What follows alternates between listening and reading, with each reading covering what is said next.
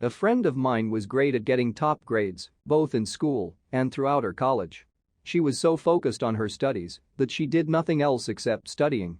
Honestly, I never had the kind of focus or discipline that she did. After college, when we started looking for jobs, all my friends thought she would be the first one to get placed. We all assumed that all companies would want to hire a top scorer. That's what you would assume as well, wouldn't you? Turns out, it took her months to actually find a job that she likes.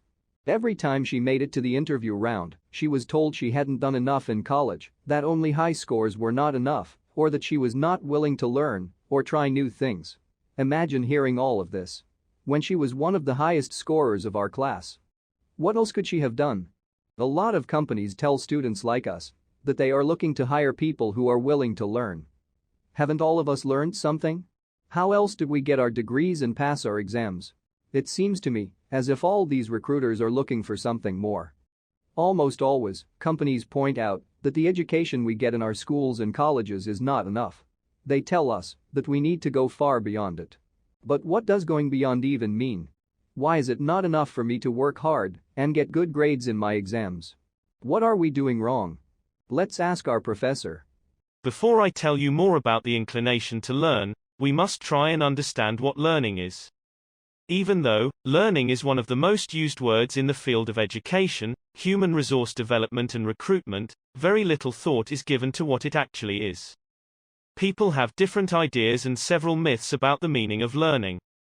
A few years ago, Professor Saljo, an educational psychologist, carried out a simple but very useful piece of research. He conducted a survey and asked students their understanding of learning. The responses can be categorized into 5 main categories. The first idea was that learning is a quantitative increase in knowledge. So, learning is acquiring information or knowing a lot in that sense. The second idea was that learning is memorizing. It is storing information that can be reproduced.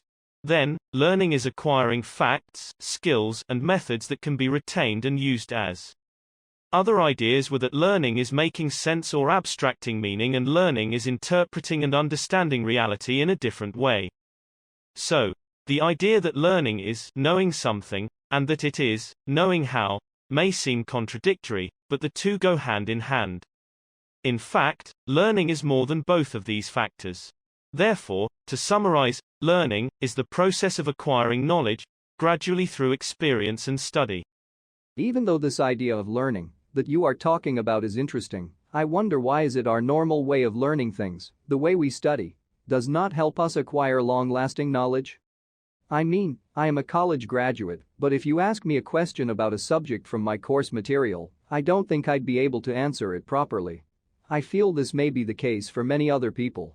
We took regular tests, wrote essays, worked on assignments, among other things. However, it still did not always transform into a higher level of understanding. We tend to forget all the concepts since they aren't related to our jobs. So, is there something wrong with our learning process, or are we taught in a way that does not ensure long-term retention? I am sure all of you have put in a lot of effort during your school and college days, and the questions you have put forth are completely valid. But, for now, let us focus on some problematic notions around learning. Learning is not memorizing without understanding. Cramming a book one night before an exam is not learning, even though it may help you pass your exams. Learning is not a one-time journey. Graduating school or college is not the end of this process. On the contrary, it is just the beginning.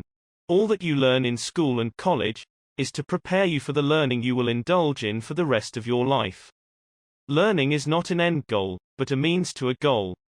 Finishing a course is not the end goal. Using our learning to improve ourselves, our knowledge, and our performance is the ultimate goal. The course is just a medium to achieve this goal. Honestly speaking, cramming before an exam was a huge part of my exam preparation. I understand that it may not be the best approach, but what other options does one have? To answer your question, there is not any exhaustive list of activities that define what constitutes learning and what does not. Learning can happen in the form of reading a book, attending a lecture, or probably even in a social setting. You are constantly learning through things and from people. People may include your peers, your teachers, your mentors, and even your juniors. Asking questions to your peers about how they managed to solve a certain problem, or how would they respond in a particular situation, can give you an insight into the thinking and behavior of the people around you, and help you understand how to be good at something that they are good at. Learning through observation is a crucial skill in the workplace, and developing this ability is critical for achieving success in all spheres of life. Learning, by building on our prior knowledge and skills, gives us an ability to transfer knowledge to new and different contexts, which expands our skill set and thus, our horizons. In short, we learn with and from the people around us. Seems like this may be a bit tough for introverts. No, this is not a one-size-fits-all advice for sure. You could be an introvert and still improve your learning. Everyone has their own approach towards learning, which justifies that one single approach would not be appropriate for all of us.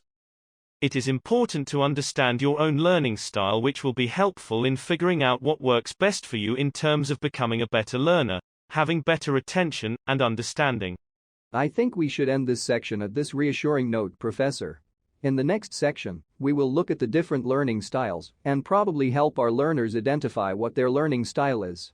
Of course, let us carry this discussion forward in the next section. Hello everyone. I'm glad to know that you have signed up for this course and have made it this far. You will be seeing me at the end of each section, where I intend to test what you have learned.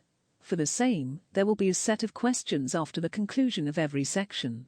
For this particular section, we have the following questions.